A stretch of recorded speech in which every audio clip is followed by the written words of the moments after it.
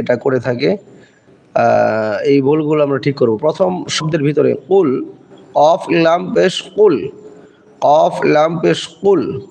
তো বেশি না জানার কারণে এখানে ভুলটা করে থাকে, কুল বলে, কুল। এই যে এই কাফ দিয়ে কুল, এই কাফ দিয়ে যদি কুল বলা হয় তাহলে এর অর্থ দাঁড়ায় কুল মানে খাও। আকালা ইয়াকুলু শব্দ থেকে এই কাফ দিয়ে কুল বলে, কাফ লাম পেশ কুল বলে খাওয়া। আর যখন এই অফ দিয়ে যখন আমি কুল বলবো তখন বলুন এই এই অর্থ আসবে। তাহলে এখানে আমরা অক্ষরের তারতম্যের কারণে আমাদের অর্থটা একেবারে পরিপূর্ণ চেঞ্জ হয়ে যাচ্ছে, পরিবর্তন হয়ে যাচ্ছে। তাহলে এখানে আমাদেরকে বলতে হবে কুল। এই কফের উচ্চারণের স্থানটা হলো জিহ্বার গোড়া থেকে একটু আগে বাড়িয়ে সামনের দিকে একটু এনে সোজা বরাবর উপরে তালুর সঙ্গে লাগিয়ে 2 ফোঁটাওয়ালা কফ উচ্চারণ করলাম আমার সাথে, 2 ফোঁটাওয়ালা কফ, কুল, কফ লাম